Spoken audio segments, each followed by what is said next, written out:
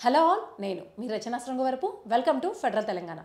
సత్యజిత్ రే రాసిన గోల్ఫో బోలియే తరిణి కురో అనే కథ ఇప్పుడు స్టోరీ టెల్లర్ సినిమాగా వచ్చింది. ఇది హాట్స్టార్లో అవైలబుల్గా ఉంది. దీన్ని కిరీత్ ఖురానా అనే రచయిత అనంత్ అనే డైరెక్టర్తో కలిసి సినిమాగా తీశారు, ఒక బెంగాలీ సినిమాగా. అయితే ఇది మామూలు సినిమా అయితే మనం ప్రస్తావించుకోవాల్సిన అవసరం లేదు. కాకపోతే సత్యజిత్ రే సినిమా కాబట్టి ఆ సత్యజిత్ రే అంటేనే ఒక సినిమాని కమర్షియల్ ఎలిమెంట్గా కాకుండా ఒక ఆర్ట్ ఫామ్గా భావించి తీసే వ్యక్తి. మరి ఆయన రాసినటువంటి కథని అదే స్థాయిలో సినిమాగా వీళ్ళు ప్రజెంట్ చేయగలిగారా? అలాగే అంతకన్నా ముందు సత్యజిత్ రే సినిమా స్టైల్ ఏంటి, ఆయన గురించి ఏంటన్నది కూడా కొంచెం ఇంట్రో చూద్దాము. సత్యజిత్ రే ప్రపంచానికి, ప్రపంచ సినిమాకి పరిచయం అవసరం లేనటువంటి వ్యక్తి. బెంగాల్ సినిమాని దాదాపు ప్రపంచానికి పరిచయం చేసిన వ్యక్తి. మార్టిన్ స్కోర్సెస్ లాంటి ఒక ప్రఖ్యాత హాలీవుడ్ దర్శకుడు నేను చాలా చిన్నప్పుడు చూసినటువంటి భారతీయ సినిమా పతేర్ పాంచాలి, ఆ సినిమా చూసిన తర్వాతే నాకు మిగిలిన ప్రపంచం ఎలా ఉంటుందో అర్థమైంది. ఆ సినిమాని ఒక భారతీయుడు ఇతర భారతీయుల కోసం, ప్రపంచం కోసం తీశారు. అదొక సంస్కృతికి పరిమితమయ్యే సినిమా కాదు అన్నారు. అలాగే మొదటి ఆస్కార్ పొందినటువంటి దర్శకుడు కూడా సత్యజిత్ రే. అలాగే ఇంకొక విషయం ఏంటంటే భారతరత్న పొందినటువంటి చలనచిత్ర ప్రముఖుల్లో మొదటి వ్యక్తి కూడా సత్యజిత్ రే. ఇదంతా కూడా ఆయన సినిమాటిక్ కెరియర్, సినిమాలో ఆయన సాధించిన అచీవ్మెంట్స్. అయితే ఆయన తాతగారు ఒక ప్రముఖ రచయిత, ఒక ఇంటలెక్చువల్. ఆయన తండ్రి కూడా ఒక పోయిట్. ఆయన తాతగారు ఒక పిల్లల పత్రిక నడిపారు, తర్వాత ఆయన తండ్రి గారు కూడా అది నడిపారు. తండ్రి గారు మరణంతో ఆగిపోతే ఆయన సినిమాలు ఈ కెరీర్ తర్వాత మొన్న మరణించే వరకు కూడా ఆ పత్రిక నడిపారు. అందుకే ఆయన సినిమాల్లో పతేర్ పాంచాల్లో కూడా మనకు ఆ పిల్లల నెరేటివ్, పిల్లల ఇన్నోసెన్స్ అన్నది ఎక్కువ ఆయన స్టోరీస్లో కనిపిస్తూ ఉంటుంది. సో ఇదంతా కూడా ఆయన గురించి ఉన్నటువంటి పొగడ్తలు, ప్రశంసలు మనం వింటూనే ఉన్నాము. ఆయన మరణించిన తర్వాత భారత తపాలా శాఖ కూడా ఆయన స్మృతిలో ఒక స్టాంపును విడుదల చేసింది. ఇదంతా కూడా ఆయన మీద ఉన్నటువంటి ఒక పాజిటివ్ ఇమేజ్. కాకపోతే ప్రతి వ్యక్తి మీద కొన్ని విమర్శలు కూడా ఉంటాయి కదా. సో విమర్శలు ఈయన కథా విధానంలో కానీ, సినిమా విధానంలో కానీ ఒక ప్రధాన విమర్శ ఉంది. అదేంటంటే సత్యజిత్ రే ఏ కథ సినిమాగా చేసినా, ఏం చేసినా సరే ఒక స్లో నరేటివ్ ఉంటుంది. తర్వాత మార్కెట్కి ఒక కమర్షియల్, ఒక బాలీవుడ్ కానీ మిగిలిన కమర్షియల్ మార్కెట్ సినిమాకి అంత అంతర్జాతీయ సినిమా తీసేటువంటి స్థాయి ఉన్న Satyajit Ray commercial cinema ఫార్ములేషన్కి, commercial cinema ట్రాక్కి తొందరగా ఆ స్పీడ్ని అందుకోలేకపోయారని. ఆయన ఎప్పటికీ కూడా ఇంకా స్లో నరేటివ్, స్లో పేసింగ్. ఎందుకంటే 2025లో లేదా 2000 నుంచి మనం చూసుకుంటే కొంత అడ్రినల్ రష్ ఎక్కువ ఉన్న సినిమాలు, హాలీవుడ్ సినిమాల్లో కూడా పూర్తి action packed cinemas, adventures, next moment ఏమవుతుంది అనే థ్రిల్గా చూసేటువంటి సినిమాలే ప్రేక్షకులు ఎక్కువ కోరుకుంటున్నారు. మరి ఈ నేపథ్యంలో సత్యజిత్ రే సినిమాలు కొంత స్లో నెరేటివ్గా ఉంటాయి. ఇప్పుడు చూస్తే మనం కూడా కొంత ఒక ఎంటర్టైన్మెంట్ మోడ్లో చూడాలంటే ఈ సినిమాని చూడలేము. ఎందుకంటే Satyajit Ray way of taking ఏంటంటే సినిమాని ఆయన ఎప్పుడు కూడా ఒక ఎంటర్టైన్మెంట్ సాధనంలో చూడలేదు. సినిమా ఇస్ ప్యూర్ ఆర్ట్ అని నమ్మిన వ్యక్తి. ఈ విమర్శ గురించి ఆయన చాలా ఇంటర్వ్యూలో కూడా చెప్పారు. ఆయన చెప్పింది ఏంటంటే మనకు ఉన్నటువంటి ఆడియన్స్ చాలా వెనకబడి ఉన్నారు. నేను ఈ సినిమా ఏ ఉద్దేశంతో తీస్తాననేది I'm very clear about it. So నేను ఒక పాలిష్డ్ ఆడియన్స్ గురించి, సాఫిస్టికేటెడ్ ఆడియన్స్ గురించి నేను చూస్తూ ఉన్నాను. నా సినిమాలు చూసి ఎవరైతే అర్థం చేసుకుంటారో, ఎవరైతే రెస్పాండ్ అవుతారో, రైట్గా దాన్ని చూసి అర్థం చేసుకునే వాళ్ళ కోసం నేను ఎదురు చూస్తున్నాను. నేను సినిమా తీసే పందాన్ని మాత్రం మార్చుకుందని చెప్పారు. ఇప్పుడు సుకుమార్ గారు కావచ్చు, లేకపోతే ఆర్జీ గారి గురించి కావచ్చు, మనం కొన్ని కమెంట్స్ వింటూ ఉంటాం. వీళ్ళు స్టార్ట్ చేసినప్పుడు చాలా బాగా తీశారు, తర్వాత మారిపోయారు కమర్షియల్ మార్కెట్ కోసం అని. కానీ ఏ పరిస్థితుల్లోనూ తన సినిమా ఫస్ట్ సినిమా నుంచి లాస్ట్ టైం చనిపోయే వరకు తీసినటువంటి ఏ సినిమాలో కూడా తన ట్రాక్ తప్పకుండా తన మార్క్ నిలబెట్టుకున్నటువంటి ఒకే ఒక్క దర్శకుడు సత్యజిత్ రే. ఆయన ఒట్టి దర్శకుడు మాత్రమే కాదు, రచయిత కూడా. ఆయన కథల్లో కూడా ఇదే సెటిలిటీస్ ఉంటాయి. మరి ఇక మన మెయిన్ ముఖ్య విషయానికి వస్తే, మరి సత్యజిత్ రే కథని వీళ్ళు స్టోరీ టెల్లర్ అనే సినిమాగా సరిగ్గా ప్రజెంట్ చేయగలిగారా? అనంత డైరెక్షన్లో మరి సక్సెస్ అయ్యారా, ఫెయిల్ అయ్యారా అన్నది ఇప్పుడు చూద్దాం. సో సత్యజిత్ రేకి సాధారణంగా ఒక ఇంటర్వ్యూలో కూడా చెప్పారు, ఒంటరిగా ఉండే వాళ్ళ గురించి కథలు రాయడం అంటే చాలా ఇష్టం అని. అలా ఇద్దరు ఒంటరిగా ఉండే వాళ్ళ గురించి రాసిన కథ ఇది.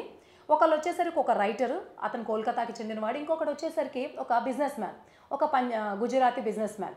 సో వీళ్ళిద్దరూ ఒంటరి వాళ్ళే, ఇద్దరు different backgrounds and different mentalities ఉన్నవాళ్ళు.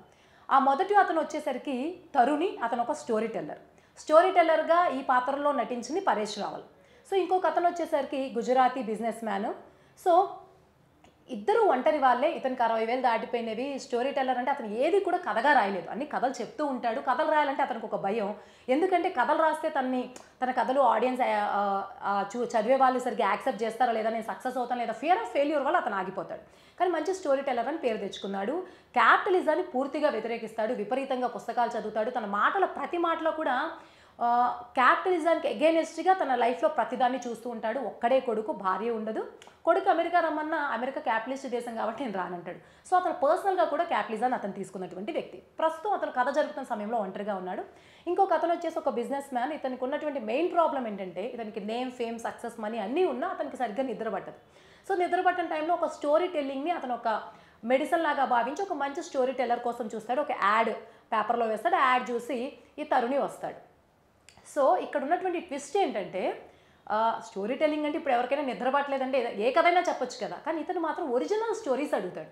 అంటే ఎవరు రాయకూడదు, మీ ఒరిజినల్ అని చెప్పేసి ఒరిజినల్ స్టోరీస్కి ప్రిఫరెన్స్ ఇస్తాడు. అతను కథలు చెప్పినందుకు నైట్ ఇతను కథలు చెప్తాడు, జీతం తీసుకుంటాడు దానికోసం. ఇదంతా ప్యూర్ కామన్ స్టోరీ. సో ఇలా కొంతకాలం గడిచిపోతూ ఉంటుంది. గడిచిపోయిన తర్వాత ఒకసారి ఇతను రోజు లైబ్రరీకి వెళ్తూ ఉంటాడు తరుణి. సో వెళ్ళినప్పుడు అక్కడ లైబ్రేరియన్ దగ్గర ఒక మ్యాగజైన్ ఉంటుంది. ఆ మ్యాగజైన్లో గోర్కీ పేరుతో ఎవరో ఒక గుజరాతీ ఆధార్ కథలు రాస్తూ ఉంటాడు. ఆ ఫోటో చూసి ఈ బిజినెస్ మ్యాన్ అని తరుణి గుర్తుపడతాడు. ఆ లైబ్రరీని ఆ కథలు చూపిస్తుంది. ఆ కథల్లో ఆ ఫోటో చూసి ఆ వ్యాపారవేత్తని గుర్తిస్తాడు. ఇంకా ఇదేంటంటే ఇతను మ్యాక్సిమ్ గోర్కీని ఎక్కువ కోట్ చేసి ఇతనితో మాట్లాడితే ఆఖరికి ఆ పేరు కూడా పెన్ నేమ్ కూడా ఆఖరికి గోర్కీ అని పెట్టేసుకుంటాడు. సో ఇతను ఆ లైబ్రరీని చెప్పిన దాని ప్రకారం తన కథలే అతను అక్కడ తన పేరుతో పబ్లిష్ చేసుకుంటున్నాడు అన్న విషయము ఇతనికి అర్థమైపోతుంది. సో అతను వ్యాపారవేత్తగా అది చేశాడు. తన దోపిడీకి గురయ్యాను. దోపిడీ ఇన్ ద సెన్స్ ఏంటంటే ఇంటలెక్చువల్గా ఒక ఎక్స్‌ప్లాయిటేషన్ గురయ్యానని తరుణికి అర్థమవుతుంది. మరి ఆ తర్వాత అతను ఏం చేశాడు, మరి ఇతను రైటర్ కదా, తిన కథలు అతను కాపీ కొట్టాడు. ఇతను ఒరిజినల్ క్రియేటర్. మరి ఏ వేలో ఎంత స్ట్రాంగ్గా అతనికి ఆన్సర్ ఇచ్చాడు అన్నదే ఈ సినిమా కథ. సో ఈ సినిమా కథను పక్కన పెట్టేస్తే ఇది చాలా స్లో నరేటివ్. దీన్ని ఒక 15 నిమిషాలు షార్ట్ ఫిల్మ్గా చేసేయచ్చు, కానీ గంటన్నర పైన ఉంటుంది ఈ సినిమా. కానీ సత్యజిత్ రే కథలో ఉండేటువంటి అన్ని సర్టిలిటీస్, అంటే ఒక కథ మామూలుగా చూసి ఎంటర్టైన్మెంట్గా అనుకోవడం వేరు, ఆ కథ చూసిన తర్వాత ఒక కామాతో ఆపేసి ఈ కథ తర్వాత ఇంకా మీరు ఆలోచించుకోవాల్సింది చాలా ఉంది అని చెప్పేటువంటి డైరెక్టర్ సత్యజిత్ రే. సో అటువంటి సర్టిలిటీస్ కనుక ఈ కథలో మనం చూసుకుంటే, సాధారణంగా ఈ కథలో తరుణి అనేవాడు క్యాపిటలిజాన్ని పూర్తిగా వ్యతిరేకించే వ్యక్తి. ఒక క్యాపిటలిస్ట్ దగ్గర ఉద్యోగం కోసం వెళ్లాల్సి వస్తుంది. కొడుకే క్యాపిటలిస్ట్ దేశంలో ఉంటే అమెరికా వెళ్ళడానికి ఇష్టపడినటువంటి వ్యక్తి తన శ్రమను తనకు తెలియకుండా దోచుకుంటూ తన పేరు పబ్లిష్ చేసుకుంటుంటే అతని కింద పనిచేయాల్సి రావడం అంటే ఒక కాంట్రడిక్షన్. తనకి ఇష్టం లేని పని తనకు తెలియకుండానే చేస్తున్నాడు. ఇదొకటి. ఇంకొకటి ఏంటంటే ఇంకా ఇది ఇతని సైకాలజీ గురించి ఎస్టాబ్లిష్ చేసేది ఏంటంటే, ఇంకొకటి వ్యాపారవేత్త గురించి కూడా సత్యజిత్ రే చాలా అద్భుతంగా రాశారు. ఫస్ట్ అతను ఇంట్లోకి రాగానే అతని ఇల్లంతా కూడా పుస్తకాలతో నిండిపోయి ఉంటుంది, కానీ ఒక్క పుస్తకం కూడా అతను చదవడు. అతను ఏమంటాడంటే దాని గురించి, ఇన్ని పుస్తకాలు నా పక్కన ఉన్నప్పుడు వాటి నుంచి నాలెడ్జ్ కూడా నాకేమైనా ట్రాన్స్ఫర్ అవుతుందని ఒక ఆశ ఉంది అంటాడు. అఫ్కోర్స్ అది సెటైరికల్గా అన్నా అతని మనస్తత్వం అంటే ఏంటంటే ఏది కష్టపడకుండా రావాలి, నేను కాస్త డబ్బు పడేస్తే నాకు ఇది రావాలి అనేటువంటి ఒక క్యాపిటలిస్ట్ ధోరణి, ఒక ఇన్వెస్ట్మెంట్ అండ్ రిటర్న్ ధోరణి మనకి వ్యాపారవేత్తలో Satyajit Ray from the start నుంచి చూపిస్తూ ఉంటారు. ఇంకొకటి పికాసో గీసినటువంటి ఎన్నో పెయింటింగ్ రిప్లికాస్ అన్నీ కూడా ఇతని ఇంట్లో ఉంటాయి. సో అంతా కూడా పక్క వాళ్ళు రాసినవో దాన్ని కొంచెం జ్ఞాన సముపార్జన కోసమో లేకపోతే హాబీ కోసమో చేస్తే పర్లేదు, కానీ దాన్ని తమ మీదగా పోర్ట్రే చేసుకోవడం మాత్రం చాలా తప్పు. సో అదే ఇక్కడ చేశారు. సో ఇద్దరు సైకాలజీని చూపించడానికి ఎన్వైరన్మెంట్ని కానీ దీన్ని కానీ సెట్ చేయడంలో సత్యజిత్ రే సక్సెస్ అయ్యారు. ఇంకొక విషయం ఏంటంటే మనం అబ్జర్వ్ చేస్తే ఇందులో తరుణి అనే పర్సన్ చాలా టాలెంటెడ్ అయినప్పటికీ చాలా ఇన్సెక్యూర్ పర్సన్, తన మీద తన కాన్ఫిడెన్స్ లేని పర్సన్. అందుకే 73 జాబ్స్ మారాడు అతని కెరీర్ మొత్తంలో. ఇంకొక విషయం ఏంటంటే యూజువల్గా రైటర్స్కి కానీ బాగా రాసే వాళ్ళకి కానీ తాము చాలా ఇంటలెక్చువల్స్ అని ప్రెజెంట్ చేసుకోవాలని అందరికీ ఉంటుంది ఈ ఫీల్డ్లో. అది కూడా సత్యజిత్ రే ఎంత సటిల్గా చెప్తారంటే, మనకి ఎవరైనా భోజనం వడ్డించారనుకోండి, టేస్టీగా ఉందని చెప్తాం. తెలియని వాళ్ళ దగ్గరికి వెళ్ళినప్పుడు ఇంగ్లీష్ రెస్టారెంట్స్కో కొంచెం ఇంగ్లీష్ మాట్లాడే వాళ్ళు ఉంటే ఇంగ్లీష్లో మాట్లాడతాం, కానీ మన పక్కన ఉండే వాళ్ళతో అయితే మాట్లాడాం కదా. ఇతను ఎంత అది చూపించాడంటే సీన్లో, అతని ఇంటి పక్కన ఉండే ఫ్రెండ్ వాళ్ళు ఎప్పుడు ఇతను రెగ్యులర్గా వెళ్తాడు, రెగ్యులర్గా అక్కడ ఫిష్ తింటాడు. ఆమె ఎప్పుడు ఫిష్ వండి పెట్టినా చాలా భారీ ఇంగ్లీష్ పదాలు, డెలెక్టబుల్ అని, ఇంకా ఆ ఫుడ్ టేస్ట్ని వర్ణించడానికి కూడా భారీ పదాలు వాడతాడు.